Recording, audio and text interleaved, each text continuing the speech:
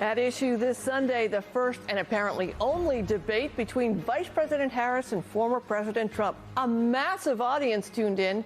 Were any minds changed? Plus the human cost of the Steward Health Care collapse. A Boston Globe Spotlight reporter helps put names and faces to the hospital chain's mismanagement and collapse. At Issue starts right now.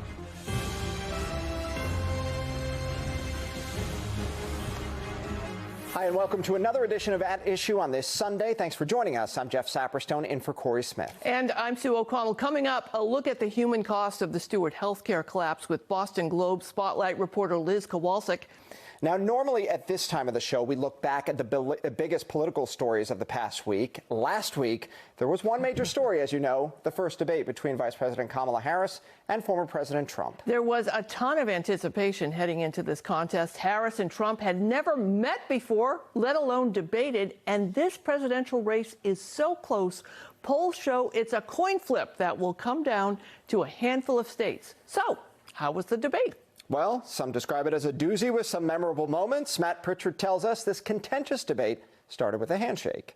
A brief handshake and introduction. Kamala Harris. Let's have a good debate. Have fun. Giving way to political barbs. Everybody knows she's a Marxist. You're going to hear a bunch of lies. Vice President Kamala Harris and former President Donald Trump sharing the debate stage and their vision for the country, starting with economic policy. The people of our country are absolutely dying with what they've done. They've destroyed the economy. What we have done is clean up Donald Trump's mess. Switching to immigration, Donald Trump leveling blame at the Biden-Harris administration. They allowed terrorists. They allowed common street criminals. They allowed people to come in, drug dealers, to come into our country. The United States Congress, including some of the most conservative members of the United States Senate, came up with a border security bill, which I supported. Donald Trump got on the phone, called up some folks in Congress, and said, kill the bill. Harris challenging Trump on reproductive rights. If Donald Trump were to be reelected, he will sign a national abortion ban. I'm not in favor of abortion ban, but it doesn't matter because this issue has now been taken over by the states. Pivoting to the war in Gaza. There must be security for the Israeli people and Israel, and in equal measure for the Palestinians. If she's president, I believe that Israel will not exist within 2 years from now. And addressing President Joe Biden's exit from the race. Where is our president? We don't even know if he's a president. And just to clarify they here, threw him out of a campaign like a dog. You're not running against Joe Biden, you're running against me. And attention now turns towards the vice presidential debate as J.D. Vance and Tim Walz go head-to-head. That coming up on October 1st. For At Issue, I'm Matt Pritchard. All right, an estimated 67 million people watched this debate live. Compare that to the 51 million who watched June's debate between Trump and President Biden. That was the beginning of the end of Biden's campaign. So former President Trump has said he will not take part in another debate. We want to introduce some folks who watched that debate to offer their views and what they expect in this race. Samari Paris-Jeffries is president and CEO of Embrace Boston, the nonprofit working to take on structural racism. We should mention NBC 10 Boston, a media partner with Embrace. We also have Carrie Healy, served as lieutenant governor of Massachusetts and is now executive chair of the Forward Party, a centrist political party. Tom Hodgson, former sheriff of Bristol County and current chair of Donald Trump's Massachusetts campaign. Mari, let's start with you. What did you take from this debate? ooh, what a woozy, what a woozy and what a doozy, right? I think you got to see some clear differences in the issues of the candidates. What I appreciated about this debate is that it wasn't just comedy. It wasn't just fodder. You got to see how one candidate was precise on what they saw, the vision of this country. It was a hopeful message. It was future facing. And you saw another candidate who maybe got caught up in their own ego, maybe got caught up in traps to not get to the deep issues that I think Americans who tuned in want to see. Carrie Healy, you're part of the Forward Party leadership. You have said that the Republican Party left you. We're living in a time right now where Ayanna Pressley and Dick Cheney say they're voting for the same person. I am wondering, did either one of these candidates in this debate or in the campaign in general, are they speaking to people who are engaged but don't have a party, which, you know, many people say they're unaffiliated both here in Massachusetts and throughout the country? Well, that's right. There are actually over 50% of all registered voters voters in the country are unaffiliated or registered independents. And so I'm sure that that's probably why there was such a bump of people watching this debate, because maybe they were thinking, maybe there's a candidate there for me. Maybe I can finally make up my mind about what I'm doing. And while people often say that independents are actually just right-leaning or left-leaning, that's what the two major parties want us to think. They only ask, do you agree with me more or do you agree with them more? But in truth, they're looking for something new. They're looking for a middle way in many cases. And I saw Kamala Harris really trying hard to appeal to that audience and to reach out and to say that she wanted to build bridges, that she didn't want polarization, that she was building a bigger tent than we've heard the Democrats talk about in the past. And I'm sure that that was a deliberate effort. Tom, a number of pundits the next day, even some pro-Trump channels, TV news stations, said Harris got the better of Trump. What do you think? I think I don't think Harris did. I think that the 3-on-1 is what really caused the problem. If you're debating someone and you have two other people you have to be thinking about who are coming at you as well, it does make it a little more difficult. But what I would tell you is the difference between the two, as I saw, you had one candidate, President Trump, who had a record, spoke of the record, spoke on the issues that matter to the American people right now, that are hurting in regards to their economy, in regards to the illegal immigrants pouring into the communities, our national security, all these things. And he spoke to those things. And Kamala Harris talked about a brighter future. We're going to do this, and I'm going to do that. Well, she had 3.5 years to do it. And I think that's what people got to see, that this is a woman who couldn't articulate anything about how she was going to do these initiatives going forward. And she also didn't talk about suddenly these changes. Why? What are the reasons you changed your policy on a number of these things? And I think that is what most people wanted to hear. All right, so we had some policy discussions in this debate, but probably the strangest moment of this debate was when former President Trump repeated those false claims of immigrants in Ohio eating pets. Here's that soundbite. In Springfield, they're eating the dogs, the people that came in. They're eating the cats. They're eating the pets of the people that live there. So this was a social media rumor that has kind of taken off. Tom, the former president, still talking about it at a rally yesterday. Does this kind of thing just hurt him? Should he just stick to policy? Well, I think he was repeating something that he thought was factual. And there's still some question as to whether or not somebody really was eating this cat. That person was not an immigrant and also was not in Springfield and is unrelated to the immigration issue in America. Well, but that's how it was presented, and it did happen according to what the reports we saw. But my point is that if we're talking about having incorrect information, what about Kamala Harris, who continually lied about the things that she said she had in the way of new positions? Like what? Well, her issue on abortion, she said, back when, not too long ago, she said, President Biden, he's at the top of his game. They all know that he's suffering from dementia.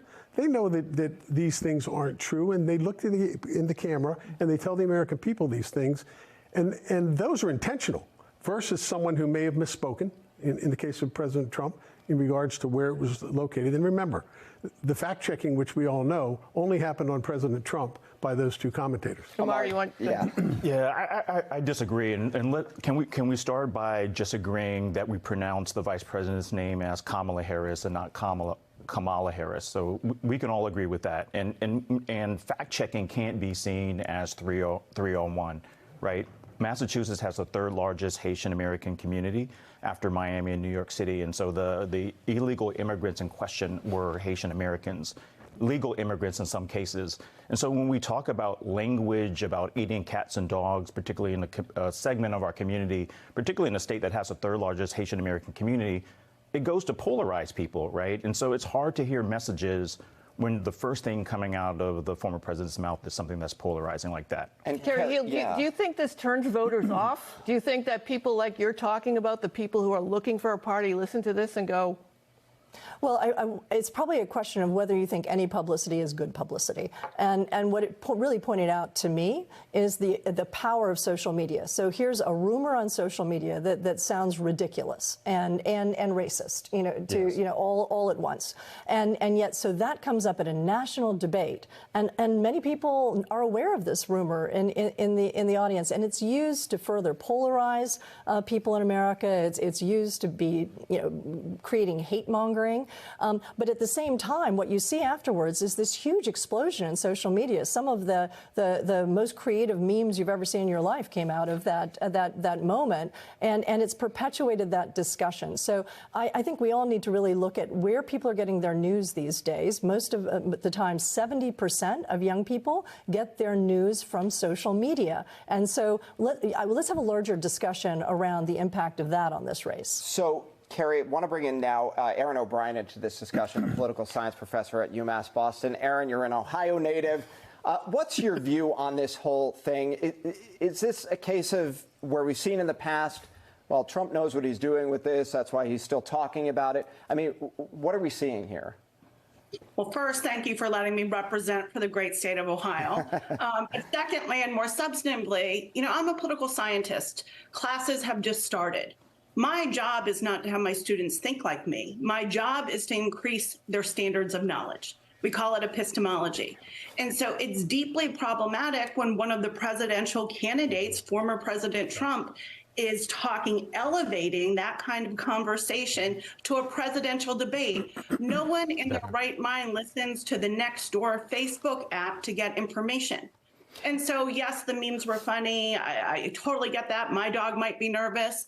But most importantly, the reason the fact checks came in is because you have to have high standards of knowledge to be the president. You need to be able to reason through conflicting, complicated reports, different perspectives.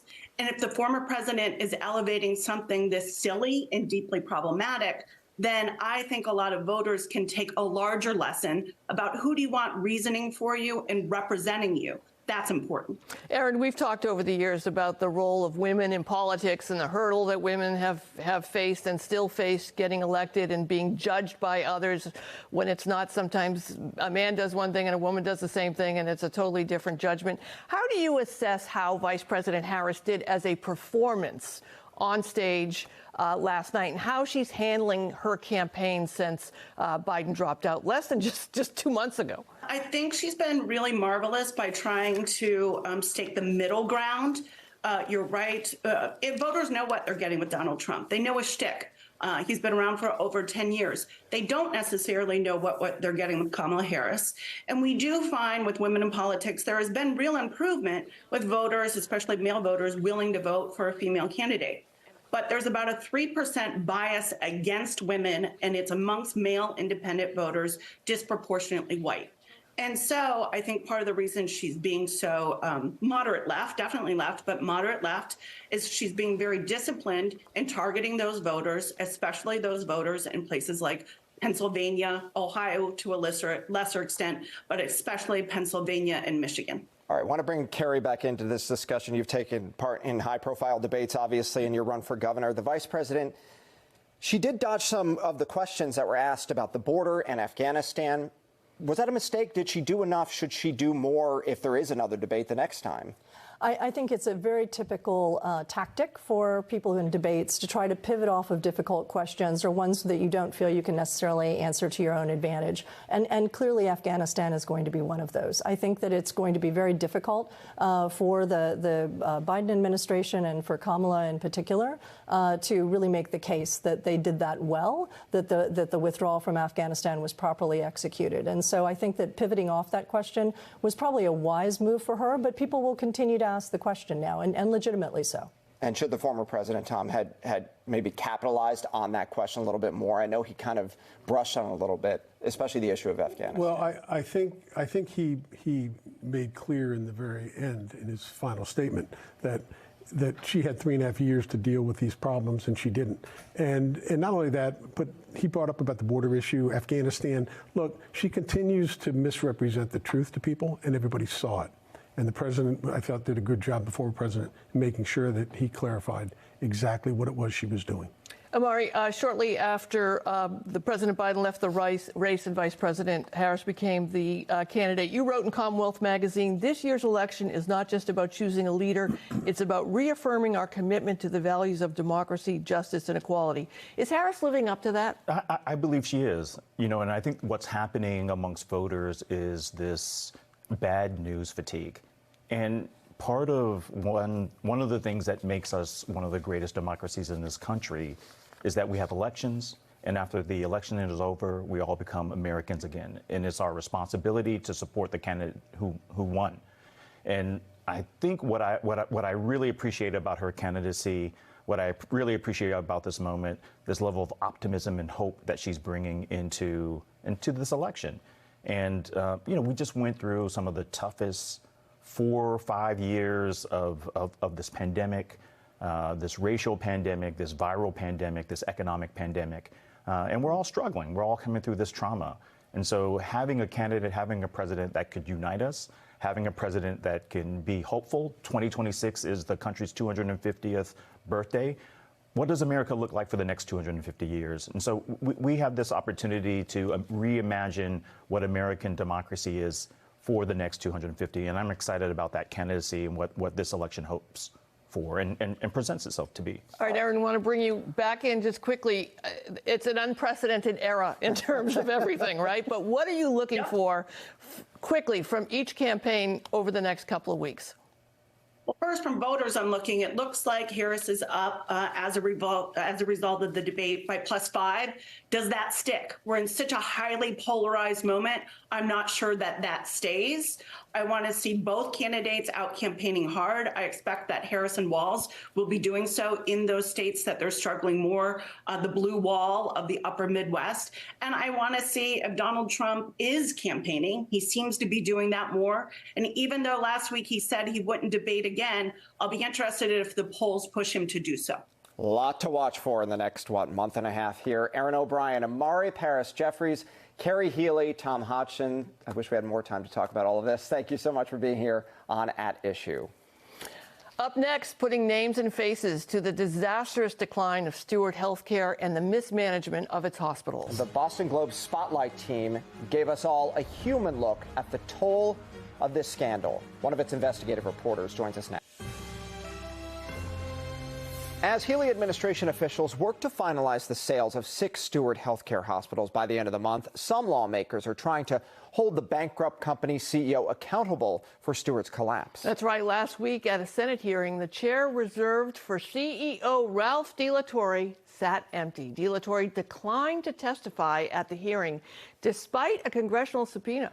Vermont Senator Bernie Sanders said he's going to move to hold the CEO in civil and criminal contempt of Congress. So at that hearing, we heard from Steward nurses about the chronic and significant understaffing caused by Steward's disinvestment in its hospitals. After a patient is admitted to the hospital, they end up sitting in the emergency department for hours to sometimes a couple of days because the units where they should be admitted and safely cared for are not staffed. This chronic understaffing has resulted in preventable harm and even death. So the Boston Globe recently published the work of its Spotlight investigative team that names and faces on the harm done by Steward's mismanagement of its hospitals. They profiled a number of cases. The Globe found at least 15 instances in which Steward's patients died after failing to receive professionally accepted standards of care due to equipment issues or staffing shortages. One of the investigative reporters who worked on that is Liz Kowalczyk. She joins us here in the studio. Liz, you know, it's one terrible thing to die by a medical mistake when you're getting treatment, and it's another thing to die because understaffing or because you didn't have the supplies. How did you find these patients that you were able to talk to, not just here, but across the country? Right. Well, I think you make an important distinction. We were not trying to track down patients who died from medical errors that were due to an individual's poor judgment. I mean, those types of errors occurred. Every hospital, even the best hospitals, in the country. So we were trying to track down errors or patient deaths or patient harm that was related to really Steward's underinvestment in its hospitals. And we tracked those down in a variety of ways. We looked at wrongful death. lawsuits, really come through every wrongful death lawsuit against these hospitals, like in the past 5 years. We also looked at complaints to regulators and federal inspection reports. Now, those reports don't name patients, but they do describe situations, and they'll often give dates. So we looked at death records to then try to figure out who the patients might be that were subjected to this poor care. And these individual stories, very powerful. One of the Massachusetts residents the Globe found a mother who died at St. E's in Brighton after giving birth. What happened to her? So my colleague, Jessica Bartlett, actually wrote about her back in January or February. She had given birth, and she started to bleed uncontrollably, and they were trying to figure out kind of why and where she was bleeding from. A device that could have helped stop the bleeding was not, they could not find that at the hospital. And the reason why it wasn't at the hospital is because Steward had stopped paying for these devices, and they had been repossessed by the vendor. So this device was not available. Now, whether it would have actually saved her life or not, we don't know, but it would have given her a chance. And that was the standard of care she should have gotten. She was actually transferred to Boston Medical Center, but they were not able to save her. And that's the type of problem you found in these stories. Was that the consistent thread, that there was just a lack of staffing and a lack of equipment that really was a cause in many of these cases? Yeah, so we only included, in these 15 cases, we only included cases where we could point to a lack of equipment or broken equipment, or a lack of staff. So all these cases that we identified had that in common. Another shocking detail that was in the report that also dealt with St. Elizabeth's Medical Center, that had to do with the remains of newborns who did not survive. Can you describe that? Yeah, and a lot of people have really reacted to that example. You know, of everything that was in this story, I think this particular problem really sticks in people's minds. So Steward would not approve funding for these special bereavement boxes, which is what the hospital had been using if a baby is stillborn. They've been using these special boxes to bring the remains to the morgue. So Steward would not approve the funding for these, and so for a time they were using office supply boxes. Eventually nurses, and I think at one point the CEO did put in their own money to buy these bereavement boxes. But, you know, for a while they were just using office supply boxes. Yeah. So the nurses obviously have been testifying and talking about the conditions, and Steward is a chain. I mean, it exists across the country and in other states. What was happening at the community in Louisiana there? They had a horrific and what has been described as an invisible problem. Yeah, I mean, I think Louisiana, the hospital down there, Steward just owns one hospital in Louisiana, and Glenwood, which is in a fairly small city in a rural part of Louisiana. And that hospital really, I think, is among the suffered among the worst of all the Steward hospitals. They had just a dramatic lack of supplies and equipment there over the past year, even extending to the past 2 years, where they were out of basic supplies, IV pumps, mesh for operations, surgical kits for hip replacement surgery. There were patients who, even back in 2021, who died in their COVID ICU who had this mold infection. In this mold outbreak, you know, when federal inspectors came in, they saw they didn't have enough staff to investigate disease outbreaks, and the cleaning people didn't have the right equipment to clean the building. And essentially, this is now the next step here, is that we're seeing this now being brought up in Congress. Obviously, the CEO did not testify. They're hoping he does. But possibly bipartisan legislation comes from all of this. Liz Kowalczyk, extraordinary work by the Spotlight team here. If you haven't had a chance to read this, read it in the Boston Globe. There was a lot in this, and this story is certainly not over yet. Thank you. Thank you for having me. Thank you for coming in. And that is it for this edition of At Issue. You want to be with us next Sunday as we'll drill down on the state's 5 ballot questions. Do you know what they are and who's behind them? The always thoughtful Evan Horowitz of Tufts Center for State Policy Analysis will be here to break things down for us so we can all understand how to vote. And that's a good thing. Thanks for joining us. I'm Jeff Saperstein. And I'm Sue O'Connell. Have a great day.